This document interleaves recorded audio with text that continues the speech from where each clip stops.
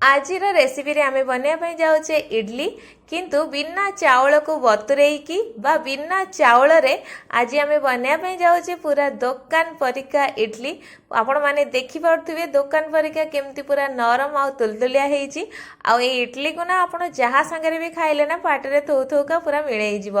एमती नरम नरम इडली बनवाई आमको कौन दरकार टिके देखि नबा।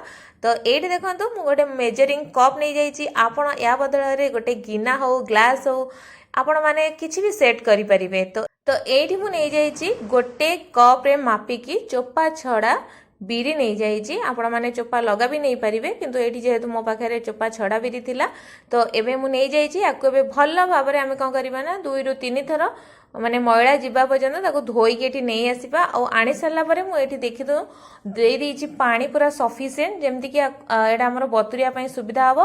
आ याको आमे 2 घंटा पई बतुरिया पई पूरा छाडी दबा।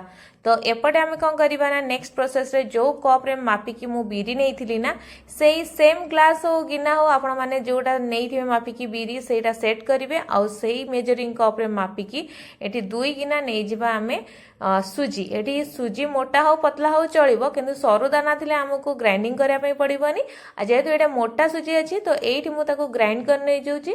आ एटा को हमको पूरा पाउडर करिवार नै टिके छोट छोट दाना दाना थिबो सेही भलिया ही बनैवार अछि। तो एठी नै सारला परे देखि पारथिबे एटा माने दाना दाना अछि बिल्कुल भी पाउडर हेइनी। गोटे बड़ जगह को मु एठी नै जाउची ट्रांसफर करिकी जेहेतु एथरे हमको आउ किछि मिक्स करियार अछि। तो एइथरे मु अल्प अल्प पानी दे दोउची।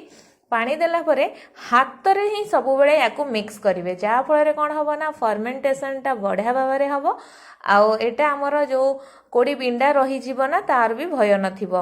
तो एट देखो अल्प अल्प पानी देकी आगो चकड़िवे कहीं ना बेसी पानिया हो गले कौन हम ना हमर एटा चकुली पिठा हो जेहेतु हमर इडली बनाऊे तो टिके हमको मोटार आण दरकार।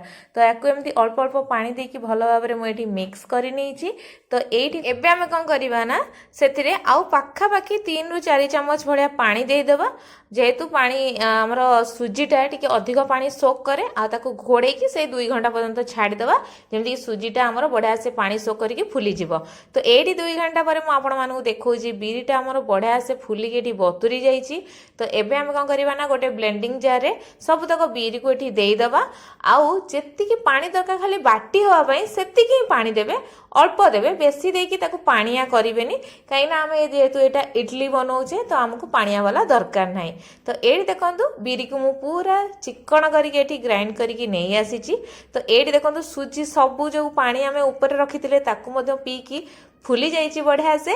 तो ये सुजी आमर फुली गला। तो ताकू आम कौन करबा ना गोटे बड़ जगार जेहेतु आम फेंटीबा ना सब जिनस को गोटे बड़ जगह नहीं कि ताकू आमे ट्रांसफर कर नबा। आ जो एबे बिरी की जो बाटिकी रखी थिले एबे सेइतरे एकाठी रखीदबा। आउ दे सारा परे हाथ रे ही मिक्स करेंगे कहीं जिते हाथ रे ही आप मिक्स करेंगे सेते जल्दी आमर फॉर्मेट हम और बढ़िया से हम।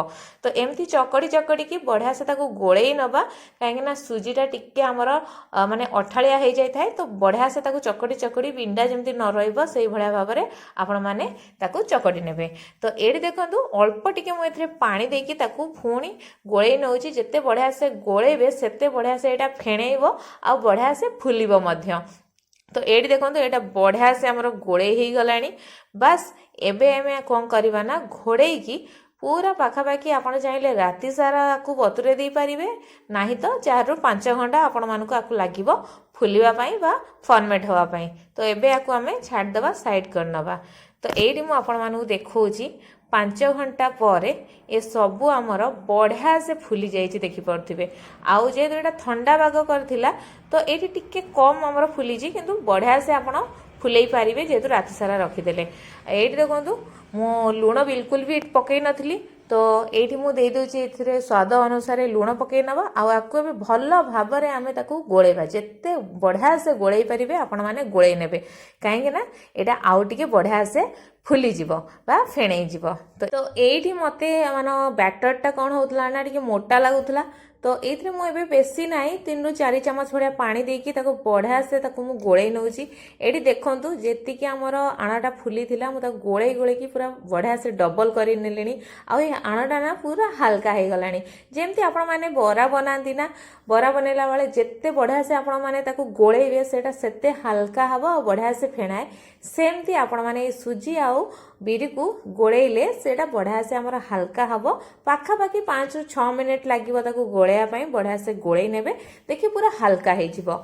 तो एठी जे तमे इडली बनेमा तो इडली छांचो नै कि सेथरे मु कोन करछि ना तेल लगेइकी बढ़िया से एबे सेथरे मु बैटर को अल्प अल्प दउची बेसी अधिका दबा दरकार नै अल्प अल्प दे देबे देखिबे सेटा बढ़िया से हमरो फुली जिवो। तो एठी मु सबु तक माने छांचरे आण को एठी दे देइची आ एपडरे देखंतु मु पानी आण माने रेडी करिया भितर एठी पानी को मु गड़ा माने गरम करी नैथिली भल से पानी एठी बढ़िया से हमर गरम हे गलानी।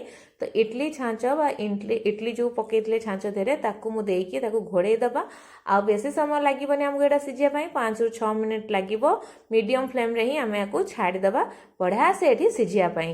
तो एठी जेतु 6 मिनिट हेई जाईची तो एठी आपण माने देखि पारुथिबे हमर इडलीटा केते बढ़िया भाबरे फुली जाईची बिल्कुल भी चेक करिया पई पड़िबनी जे इडलीटा सिझिची कि नाही। जेहेतु एटा पूरा फुली की एते ऊंचा हेई जाईची ता माने इडलीटा हमर पूरा परफेक्टली कुक्ड हेई जाईची बा सिझी जाईची। तो एट देखंतु पूरा नरम नरम इडली हेकी बाहरीची।